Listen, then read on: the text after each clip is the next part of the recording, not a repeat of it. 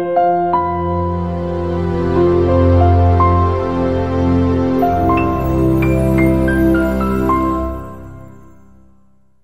like to call the special meeting of the Chicago Public Library to order on November 24th, 2010. Would you please stand and pledge the...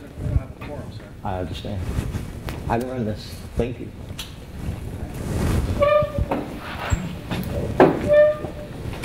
I pledge allegiance to the flag, the United States of America, to the republic for which it stands, one nation, under God, indivisible, with liberty and justice for all.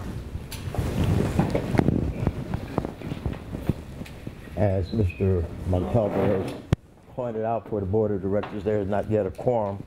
The first order of business is the establishment of a nominating committee. It does not require a quorum. It's for information for the board only.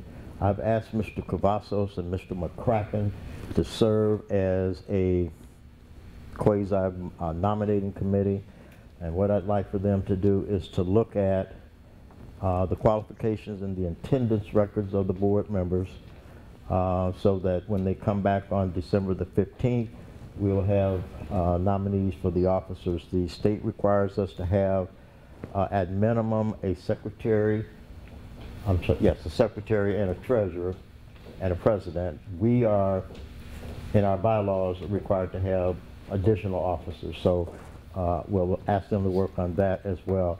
I have some tools for them to use, which includes the tenure of the current members of the organization, and would ask that the staff also pull the minutes, if you don't have something shorter than the minutes for all the past 12 months, so that they can determine what the attendance for all of the board members were, so that we have people who are officers who are attendees. As I said, that does not require a quorum or a vote. The next item also, I believe, does not require a quorum or a vote, and that is the review of the 2010 and the 2011 salary ordinance. First observation I want to make is that I've been informed by State Board of Accounts, Mr. Cavazos, I'm sorry, and the Indiana State Library that our current wage document is okay as it stands. However, we need to do a new wage document for 2011. I also have some concerns. If you remember the document, do you all have your copies? If not, I see that you have yours. Here's one here. If you look at the document that was sent to us by Mr. Montalvo, you notice some things that need correcting, and I would not ask you to vote on it until those things have been corrected.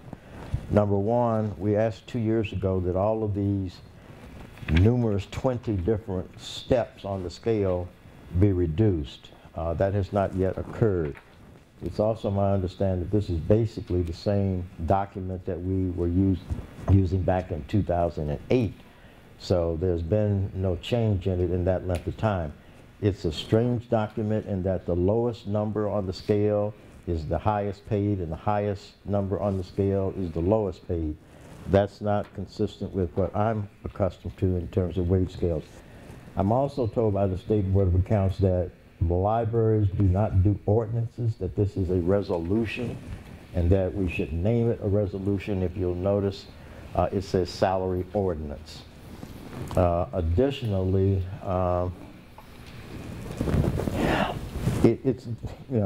it's difficult to tell which one of these documents belongs to which. If you look at the top right-hand corner, it says 2010 on what we received, but I also have one in my possession that says 2009. They're virtually the same, and if these documents get separated, how do you know which page belongs to which document? I'm asking that the staff go back and revise this document as we asked to have done 2 years ago. And at this point, as I said, I don't believe that this requires a motion or a quorum. I don't believe that you could. Mr. Montalvo, this is a board meeting. When I want you to speak, I'll ask you to Well, you're speak. just telling us that we have to revise this document, but in order for you to give a directive, sir, it has to be a majority of the board members to do so. I don't believe so, and I'm not going to get into arguments with you, Mr. Montalvo. We asked you guys to do this 2 years ago, and you haven't done it yet. It wasn't done in the form of a motion. Okay, It was well. maybe requested by you, sir, but not by the rest of the board. Right. You're absolutely correct.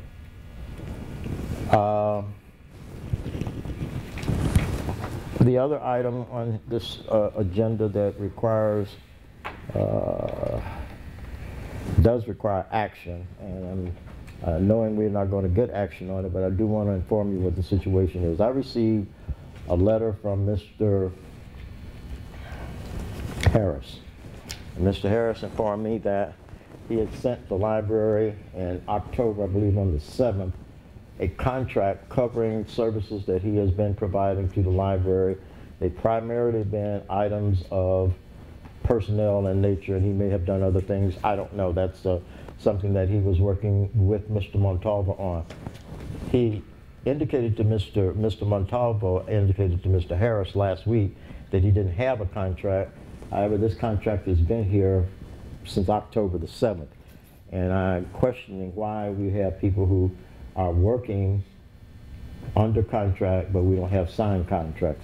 So that's a contract that needs to be approved for Attorney Harris, because he has been doing work consistently. We paid him last time we had met, I believe, $3,000 for the work that he has performed. So that needs to happen. The other items on the agenda cannot be dealt with. Is there anyone here from the public who would like to make a comment at this time? The reason I'm doing this, I was asked last time why we don't do public comments like other organizations do, and I see no reason that we don't. The Civil City does it, the School City does it. So at this time, I'd like to open us up for the same rules and regulations that they have. You got 3 minutes. Tell us who you are and where you live, and make your comments. This is not a debate. We'll take your comments, make them noted, and if they require a comment, someone will get back to you. Anyone from the public wish to make a comment at this time? Okay. Is there any other business to come before this board of directors? Hearing none, the chair would entertain a motion for adjournment. So moved. Is there a second? Second. Been moved and seconded. All those in favor say aye. Aye. Meeting adjourned.